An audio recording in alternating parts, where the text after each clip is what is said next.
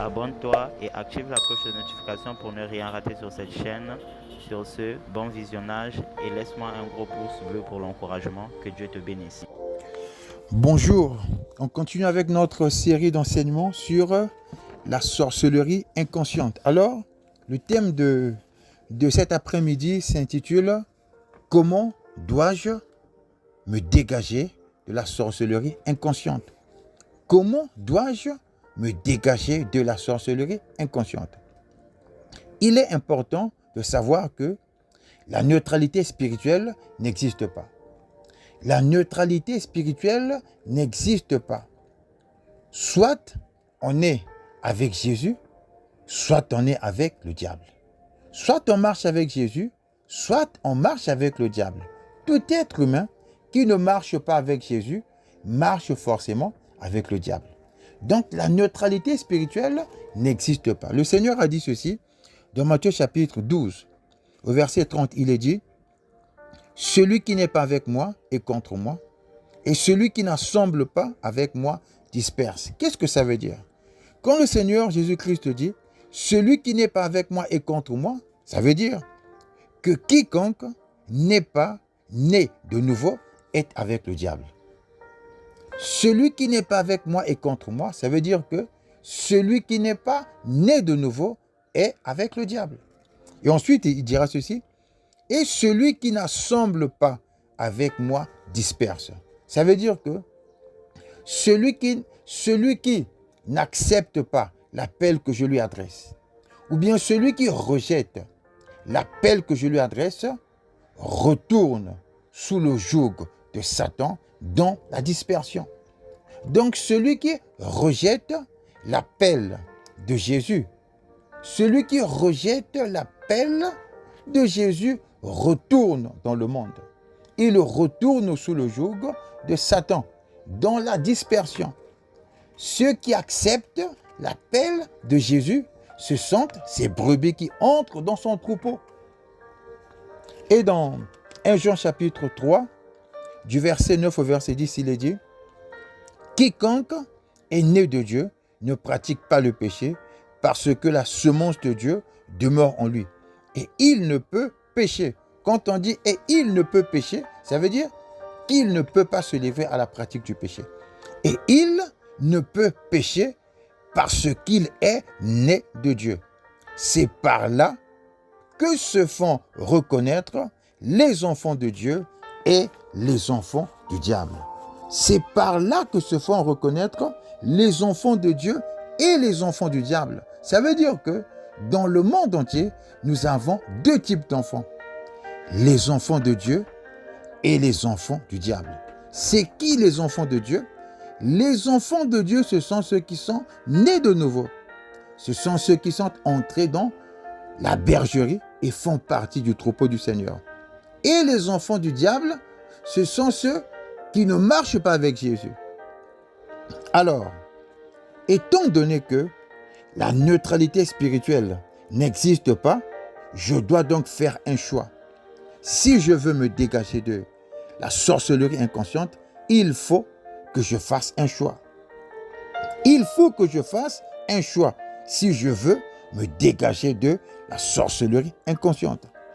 Donc, il faut savoir que si j'ai un pas en Christ et un pas dans le monde, je suis un enfant du diable. Si j'ai un pas dans le Seigneur et un autre pas dans le monde, devant le Seigneur, je suis un enfant du diable. Si je viens à Christ uniquement pour qu'il chasse les démons qui me tourmentent, je suis un enfant du diable. C'est-à-dire que si je viens vers Christ, tout simplement, parce que j'ai envie qu'il chasse les démons qui me tourmentent, alors je dois savoir que devant Dieu, je suis un enfant du diable. Pourquoi? Parce que ce qui fait de moi un enfant de Dieu, c'est la conversion. C'est le fait de me détourner de la pratique du péché pour marcher à la suite de Jésus. Si j'envisage de vouloir tromper Christ par une fausse repentance afin d'obtenir les bienfaits de la délivrance, je suis toujours un enfant du diable. Je recommence. Si j'envisage de vouloir tromper Christ, pourquoi? Parce que j'ai envie d'expérimenter les bienfaits de la délivrance. Pourquoi? J'ai juste envie que Christ utilise sa puissance pour me faire du bien. Alors il faut que je sache que je suis toujours enfant du diable. Donc, je recommence. Si j'envisage de vouloir tromper Christ par une fausse repentance afin d'obtenir les bienfaits de la délivrance, ça veut dire que je suis toujours enfant du diable. Le Seigneur Jésus-Christ a dit, celui qui n'est pas avec moi est contre moi. Et celui qui n'assemble pas avec moi disperse. Le Seigneur a été clair. Il est clair dans ses principes. Alors, que dois-je faire? Que dois-je faire pour me dégager de la sorcellerie inconsciente? Que dois-je faire? Il est nécessaire, il est important de savoir que la délivrance véritable se produit suite à un attachement authentique à Christ Jésus. La délivrance véritable a lieu lorsque se produit un attachement véritable à Christ Jésus dans mon cœur. Lorsque je décide de tout mon cœur d'abandonner la pratique du péché pour marcher à la suite de Jésus, c'est à ce moment-là que le processus de la délivrance est déclenché. La Bible dit ceci dans le psaume chapitre 91, au verset 14, il est dit « Puisqu'il est attaché à moi, je le délivrerai. » Tu entends? On dit « Puisqu'il est attaché à moi, je le délivrerai. » Puisqu'il est attaché à moi, je le délivrerai. Et l'attachement commence par une repentance véritable. Un regret profond d'avoir mené une vie qui ne plaît pas à Dieu, suivi d'une demande de pardon pour ses péchés et d'une décision d'obéir à la parole de Dieu. Alors, lorsque ma décision est ferme, c'est à ce moment-là que la puissance ou l'influence de Satan sur ma vie, c'est à ce moment-là que l'influence de Satan sur ma conduite et sur tous les domaines de ma vie connaît le processus d'anéantissement. C'est à ce moment-là que son influence diminue progressivement jusqu'à s'anéantir totalement. Jusqu'à s'anéantir totalement. Et c'est aussi à ce moment-là que le Seigneur entre en action pour opérer la délivrance. Il dit, puisqu'il est attaché à moi, je le délivrerai. Puisqu'il est attaché à moi, je le délivrerai. L'attachement à Jésus-Christ commence par une repentance véritable. Un regret profond d'avoir mené une vie qui ne plaît pas à Dieu, suivi d'une demande de pardon pour ses péchés et d'une décision ferme d'obéir à la parole de Dieu. Et d'une décision ferme d'obéir à la parole de Dieu. Lorsqu'on prend la ferme décision d'obéir à la parole de Dieu, alors l'autorité de Satan sur notre vie s'anéantit. L'autorité de Satan sur notre vie connaît un processus de dégradation. Elle va se dégrader jusqu'à l'anéantissement total. Parce que c'est un processus. La Bible dit dans le psaume chapitre 34, verset 8, on dit « L'ange de l'Éternel campe autour de ceux qui le craignent et les arrache au danger. » On dit « L'ange de l'Éternel campe autour de ceux qui le craignent et les arrache au danger. » Donc c'est à ce moment-là, c'est lorsque je décide de marcher dans la crainte de Dieu, c'est lorsque je décide de marcher dans la crainte de Dieu que le Seigneur déploie sa puissance pour me protéger, que le Seigneur déploie sa puissance pour m'arracher au contrôle de Satan. Alors, pour que l'action de Dieu soit efficace dans ma vie, ou pour que l'action de me délivrer soit menée à bien par Dieu, il a besoin que je me désengage vis-à-vis du diable par le moyen de mes paroles. Étant donné que la sorcellerie inconsciente implique toujours une alliance avec le diable. J'avais expliqué dans ma précédente prédication que la sorcellerie inconsciente implique toujours une alliance avec le diable. Alors, dans Matthieu chapitre 12, verset 37, il est dit « Car par tes paroles, tu seras justifié, et par tes paroles, tu seras condamné. » Ça veut dire quoi? Par tes paroles, tu seras justifié. Par tes paroles, tu seras justifié. Être justifié veut dire être innocenté. Donc ça veut dire que si les paroles de culpabilité m'ont rendu esclave de Satan, alors mon désengagement exprimé ouvertement me dégage de son alliance et ça permet à Dieu d'opérer librement sa délivrance dans ma vie.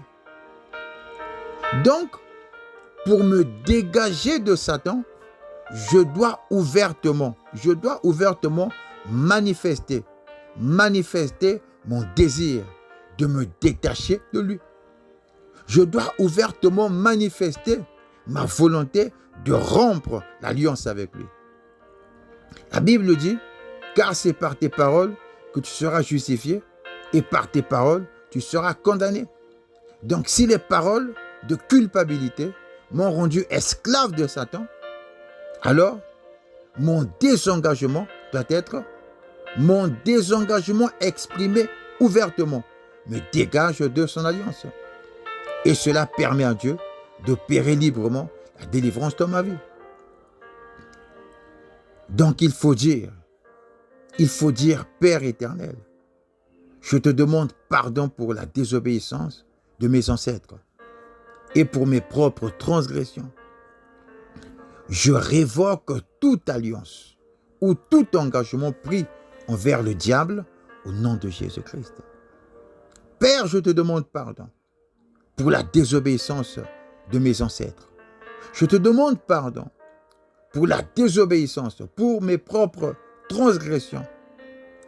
Je révoque toute alliance ou tout engagement pris envers le diable au nom de Jésus-Christ. Je révoque toute alliance ou tout engagement pris envers le diable au nom de Jésus-Christ.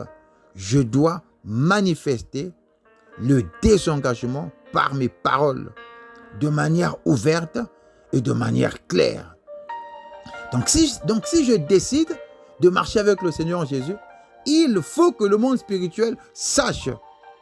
Il faut que le monde spirituel sache clairement, aussi bien le monde de Satan que le monde de Dieu.